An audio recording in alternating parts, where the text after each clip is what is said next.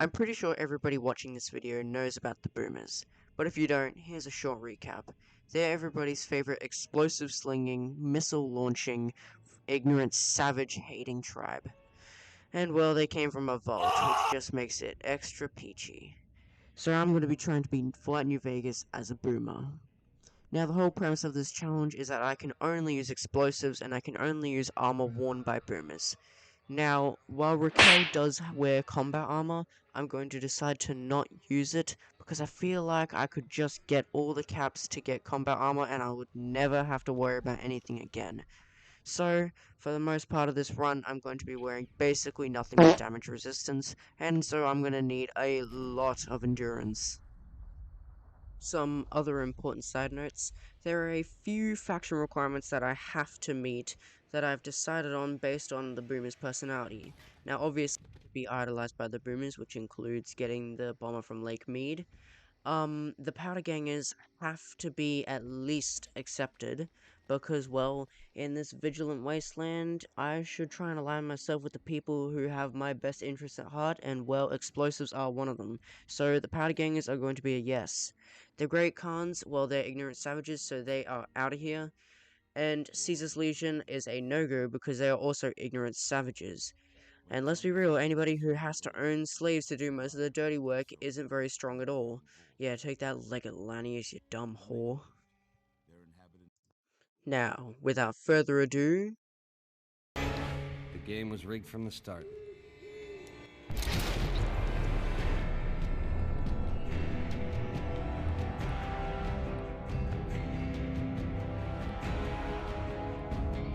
I wake up just like every other person does, in Doc Mitchell's stanky old bed that I'm sure half a dozen skanks have come into. Nonetheless, he did save me, so I decided to not kill him for the moment. And I named myself the only fitting name, Curtis A. Boom, and if you put that together, you get Curtis. Yes, I know it might not be the most comical thing in the world, but hey, I thought it was funny at the time. I decided that I wanted my special stats to be pretty explosives focused, considering this is, you know, an explosives only run. So obviously that meant high endurance, high strength, and high perception so that I could use explosives correctly. I could make sure that when I don't use them correctly, I don't die immediately, and that I can even hold the explosives so that I can use them incorrectly.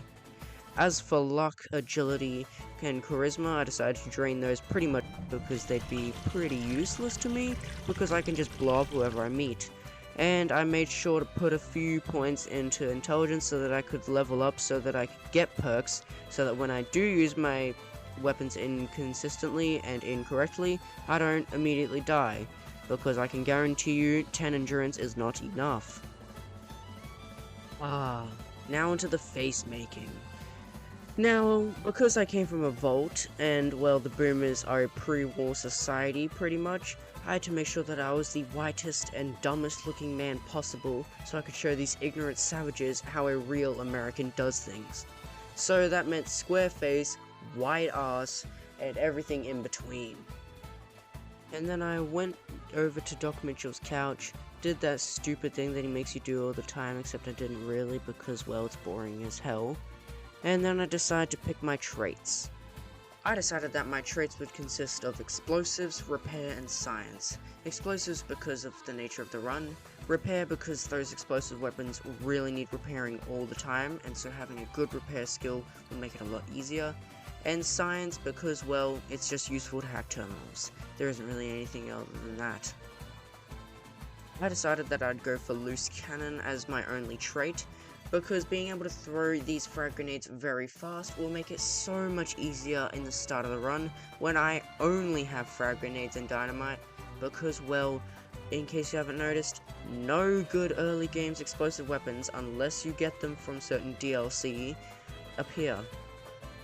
I mean, that's just it. There's really nothing else good, you just have to use frag grenades, unfortunately.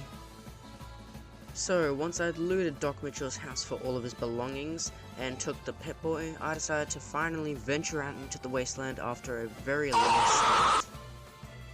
And so I did what most people do in Goodsprings. I bargained with Chet, said hello to Sunny Smiles, did the tutorial, finally found out how to get the quest to start going, helped Ringo, and then decided all by killing them, and helping the Powder Gangers even though none of them survived to see Good Springs be their own town, so I don't know what the point of that was.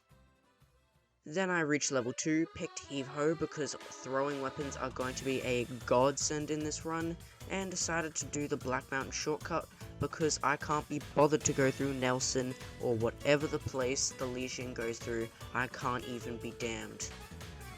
And so I made my way to the Camp McCarran monorail and then tried about a dozen times to get the glitch where you can get into the monorail to get to Neo Vegas much quicker than just walking. And although I probably could have gotten there easy, even just paying the fee, despite my luck being 1 so I couldn't gamble my way in there. But I digress, I managed to get in through all of that struggle. Then decided to ignore absolutely everything on the strip and have a chat with everybody's favorite mama boy slash butcher slash bodyguard slash escort for hire, Old Ben. I then decided that I would steal from the Van Graffs because apparently I was hard in caps, and frankly it makes sense because I was saving up for F-Star, which is a unique fat man and is a lot of caps, and due to my luck being so low I couldn't just gamble my way to fortune like I usually do, so for the first time ever I search up how to make caps, and frankly it was quite a sad and long process.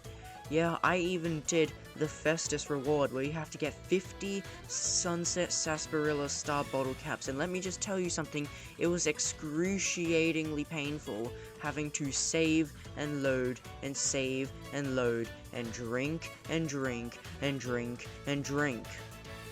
Please pray for my soul. And then for some reason I decided that I'd just randomly go to Arcade Gannon before Benny or Mr. House? Well, I guess I tried and he didn't want to join me because, well, who would want to join my bumbling ass? And then I finally decided to go into the tops after quickly making a stop at Gunrunners and finding out exactly how many hours of my life I would need to waste away getting caps. And let's just say, by the end of this run, I was extremely powerful, but also extremely broke. As I was saying, I used the power of sight to steal Benny's life essence and level up by 2 to level 5, where I put all the points into explosives for obvious reasons, and took Educated so that I could put some more points into other things along the track. Then for some unknown reason, I decided to talk to Benny, and he gave the good old... What in the goddamn? Before I decided to leave the tops, talk to the furry, and then go and visit Mr. House. And then the thing that you least expect, a random NCR soldier will now appear for every single time you go to the Lucky 38, and he doesn't say anything, you can't even talk to him, he's not the emissary, he doesn't tell you to go visit Ambassador Crocker, and in fact I didn't even see anybody come and tell me to go visit him, which was odd, to say the least. But yeah, this guy just stood here for the entire playthrough and just minding his own business, didn't say a single word. Then I employed the first of the many tricks and tips that I'd use to get caps easily, which was getting a weapon low enough to low durability, having a duplicate of it, selling one of them to the Gunrunner's arsenal or somebody with a bunch of caps, and then somehow some kooky spaghetti code would happen, and you could buy back the pistol or whatever you use for real cheap, and then it would be repaired in your inventory, which would make it cost more to sell, and so then you sell it back, you get more caps, you rinse, repeat. It was very odd, I don't know how it works fully. Then with some grenade rifles that I had in hand somehow, I think I was trying to do the glitch with something more expensive, but I don't really know for sure. I made my way up to the Mojave outpost to, I'm pretty sure, get one repaired. I don't really know what was going through my mind at this point. Then for some reason I decided that I was going to do the quest where you fight off the Night King with the minigun for that Brahmin owner for some unknown reason. And so after realizing you actually had to talk to him first to activate the quest, I waited for the next night and then slowly watched as the Night King plodded his way over to the Brahmin and slaughtered a few before I got him down. I then attempted to fight the mercenaries over at the top of the map with nothing but Veronica and plasma mines and grenades, which let's just say did not end very well for me. But eventually I did manage to kill them in the end, and I secured a nice, couple thousand caps to sell for explosives, so it was, I guess, worth it, sort of. Next, I have Veronica beat the absolute shit out of a Nightkin who was off his meds, before I headed to Caesar's camp and tried to pickpocket a slave who had nothing. Before attempting to rescue Benny, because the boomers are the kind of people who believe in second chances, which ended with me face planting into the ground. Abandoning Benny after multiple deaths and a crash later, I headed up to Jacobstown to admire Marcus as he gazed into the stars at daytime. The real reason for me going to Jacobstown, however, was so that I could get Oh Baby from the Charleston Cave, which sells for a very pretty penny. While I was there, I decided I might as well do the quest anyways, which involved me paying off the mercenaries. Now, while I had completed my cap crusade, I wasn't about to blow it on some wannabe mercenaries. Instead, no. Marcus, my good friend the Stargazer, was going to pay for it. I mean, how am I supposed to be able to protect him if I can't even pay for my own weapons? I mean, man's gotta eat. With that out of the way, I did the quest for the not-so-smooth-skinned Dr. Henry, which also involves killing Keen, but we don't need to talk about that. I then proceeded to make my way over to Red Rock Canyon to visit everybody's favorite drug lords. But before that, I decided to pop in and say hi to everybody's favorite meat man, Cook. And let's just say Veronica had a real good time giving him a real good beating. And I had a real good time pumping her with 1,000 stim packs. After waltzing into Red Rock Canyon looking as suspiciously like a cop as possible, I swiftly relieved Carl of his journal and showed it to Papa Khan, who was, let's just say, not pleased.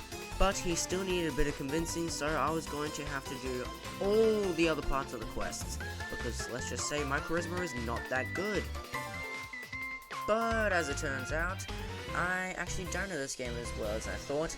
And it turns out that if you just do the quest in a specific order, then you can get the Great Khans to absolutely butcher Carl like the dog he is. And that's just what the Great Khans did. They showed Carl the night of his life. Brother did not know what was coming to him. He felt the full force of what the Great Americas can do to a man who does not know his place. But little did I know for the second time that to actually get them to do what you want and complete the main quest for Mr. House, or whichever party you are following, you actually have to make them idolized. So that means going to every single person that you must. So I spoke to Melissa, saved Anders from a life role-playing Jesus Christ, made a quick stop to beat Benny senseless with my bare fists, and finally made my way back to Red Rock Canyon and talked to the lady with a less than optimal amount of clothes. So I talked to Shadow Papa Khan, and he assured me that the Great Khans would meet up with the followers of the apocalypse and they would live happily ever after. The end. And then because I like torture, I decided that I would go and do the Brotherhood Virus quest, because why the hell not? 3,000 years later. With my self-torture out of the way, I could finally focus on what needed to be done. Getting that bald fuck of a maths teacher Hardin into the big old chair with the big old red button that I would be gladly be pressing in the near future. Oh, but before this could happen, a couple Brotherhood dumbfucks decided that they could take me on. Me, Curtis A. Kaboom, or whatever I was called. Yeah, me, the literal god of the wasteland. They decided Jesus would be a worthy contender for their steel asses. Yeah, no. So it's pretty obvious I sent them Brotherhood of Stupid members back to the steel underground death trap of a bunker that they call a home. So after decking Veronica out in her fallen brother's fresh new bling, I actually got all the holotags and decided to complete some of those Brotherhood quests. Surprisingly, they didn't consider me an enemy against all that is good yet. With Hardin as the new elder, everything in the Brotherhood was now peaceful. Until I blew up their base. With the Brotherhood disposed of, Mr. House showed me the new toys he got for Christmas, and I also lifted the bomber out of the lake for the boomers because, well, they're just my favorite little guys, and what kind of a run would it be if I didn't, especially with it being named Can You Beat Fallout New Vegas as a boomer. Then my computer lost all the files for the rest of the game, so now everything will be in SFM. You're welcome. So, how you doing, Jerry? Yeah, I'm pretty good. How about you, Bob? Yeah, I'm not too bad. You're just a handsome little fella, ain't you? You're just such a nice little fella. Why are we still here?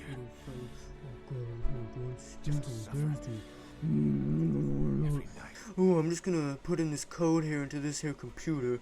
Now how do I get it to work? This is interesting. Oh, I don't know. Ah, Eureka, I found it.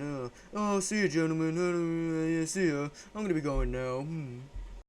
And then because SFM for some reason didn't want to allow me to port the New Vegas map into SFM from Gmod, well, unfortunately I had no